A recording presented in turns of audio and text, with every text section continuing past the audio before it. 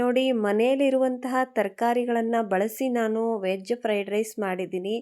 ತುಂಬ ಅಂದರೆ ತುಂಬ ಸಿಂಪಲ್ಲು ಮತ್ತು ಬೇಗ ಆಗುವಂಥ ರೆಸಿಪಿ ಇದು. ಹಾಯ್ ಎಲ್ಲರಿಗೂ ನಮಸ್ಕಾರ. ಹೇಗಿದ್ದೀರಿ? ಚೆನ್ನಾಗಿದ್ದೀರಾ? ನಾನು ಕೂಡ ಚೆನ್ನಾಗಿದ್ದೀನಿ. ನೀವು ಚೆನ್ನಾಗಿದ್ದೀರಾ ಅಂತ ಅಂದ್ಕೊಂಡಿದ್ದೀನಿ. ಬನ್ನಿ ಫ್ರೆಂಡ್ಸ್, ಮತ್ತು ನಾನು ಇವತ್ತು ವೆಜ್ ಫ್ರೈಡ್ ರೈಸ್ ಯಾವ ಥರ ಮಾಡೋದು ಸಾಸನ್ನು ಬಳಸಿ ಅಂತ ನಿಮಗೆ ತೋರಿಸ್ಕೊಡ್ತಾ ಇದ್ದೀನಿ. ತುಂಬ ಸಖತ್ತಾಗೆ ಬರುತ್ತೆ. ಒಂದೇ ಒಂದು ಸಲ ಟ್ರೈ ಮಾಡಿರಿ. ನೀವು ಹೋಟೆಲಲ್ಲಿ ತಿಂದಿರ್ತೀರಲ್ವ, ಸೇಮ್ ಟು ಸೇಮ್ ಅದೇ ಥರನೇ ಆಗಿರುತ್ತೆ.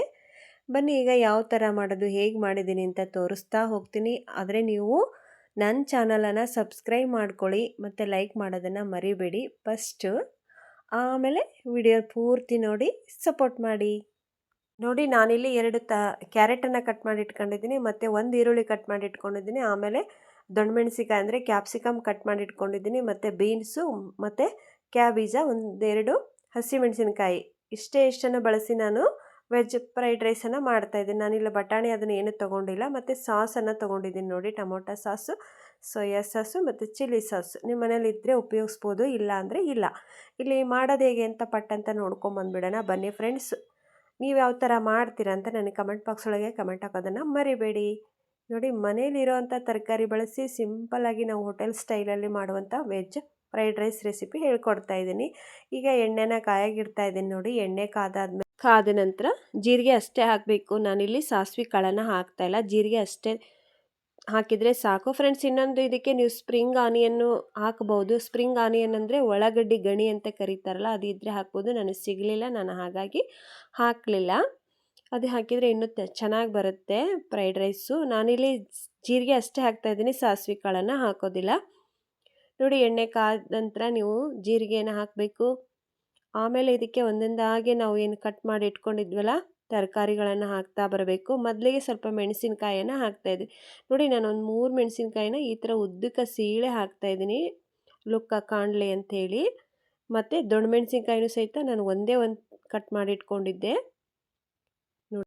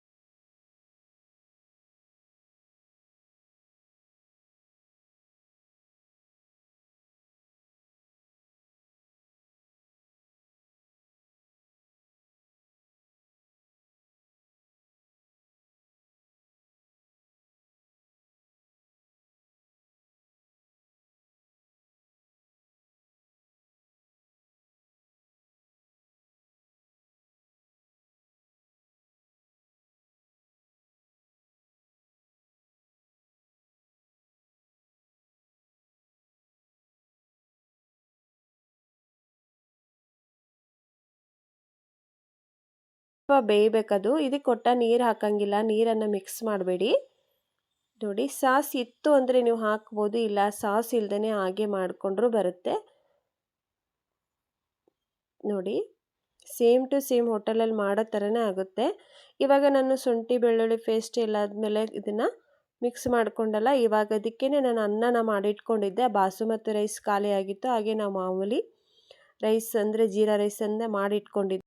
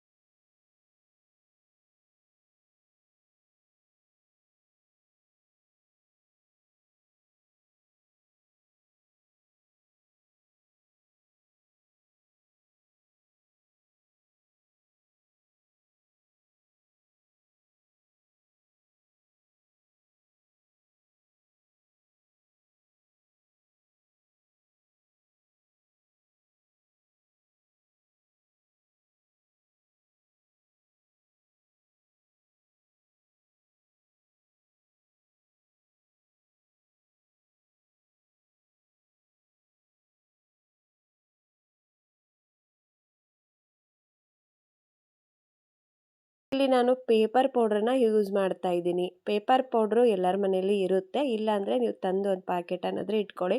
ಪೇಪರ್ ಪೌಡ್ರ್ ಅಂತಂದರೆ ಮೆಣಸಿನಕಾಳು ಇರುತ್ತಲ್ಲ ಅದೇ ಪುಡಿನೇ, ನೀವು ಮನೇಲಾದರೂ ಮಾಡೇ ಹಾಕ್ಬೋದು ಪೇಪರ್ ಪೌಡ್ರ್ ಅನ್ನೋದು.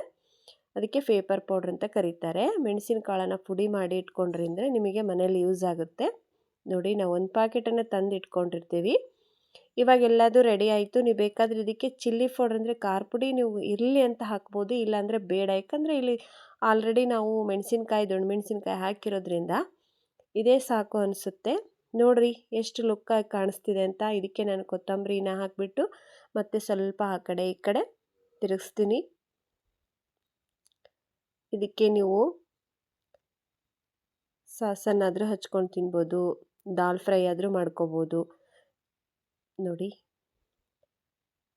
ಮತ್ತು ಪನ್ನೀರ್ ಮಸಾಲ ಗ್ರೇವಿನಾದರೂ ಮಾಡ್ಕೋಬೋದು. ನಿಮ್ಗೆ ಯಾವ್ದು ಲೈಕ್ ಆಗುತ್ತೋ ಅದನ್ನ ಮಾಡ್ಕೊಳ್ಳಿ. ಹಾಗೆ ತಿಂದರೂ ಸಹಿತ ಇದು ಟೇಸ್ಟ್ ಆಗಿರುತ್ತೆ. ನೋಡಿ ಎಷ್ಟು ಚೆನ್ನಾಗಾಗಿದೆ ಅಂತ. ಸ್ಪ್ರಿಂಗ್ ಆನಿಯನ್ ಅಂದರೆ ಉಳ್ಳಾಗಡ್ಡಿ ಗಣಿ ಅಂತ ಮಾರ್ಕೆಟಲ್ಲಿ ಸಿಗುತ್ತೆ, ಆದರೆ ನನಗೆ ಸಿಗಲಿಲ್ಲ. ಇರೋದಷ್ಟನ್ನೇ ಉಪಯೋಗಿಸಿ ನಾನು ನಿಮಗೆ ಫ್ರೈಡ್ ರೈಸನ್ನು ರೆಸಿಪಿ ತೋರಿಸಿದ್ದೀನಿ. ವೆಜಿಟೇಬಲ್ ಫ್ರೈಡ್ ರೈಸ್ ರೆಸಿಪಿ ಹೇಗಿತ್ತು ಅಂತ ಕಮೆಂಟ್ ಬಾಕ್ಸ್ ಒಳಗೆ ಕಮೆಂಟ್ ಹಾಕಿ. ವಿಡಿಯೋ ಇಷ್ಟ ಆಗುತ್ತೆ ಅಂದ್ಕೊಂಡಿದ್ದೀನಿ, ಆಗಲೇಬೇಕು, ಯಾಕಂದರೆ ಅಷ್ಟು ಚೆನ್ನಾಗಿರುವಂಥ ರೆಸಿಪಿ ಇದು. ದಯವಿಟ್ಟು ಪೂರ್ತಿ ವಿಡಿಯೋ ನೋಡಿರಿ, ಹೇಗಿತ್ತು ಅಂತ ಕಮೆಂಟ್ ಬಾಕ್ಸ್ ಒಳಗೆ ಹೇಳಿ. ಮತ್ತೆ ಸಿಗ್ತೀನಿ. ಧನ್ಯವಾದಗಳು.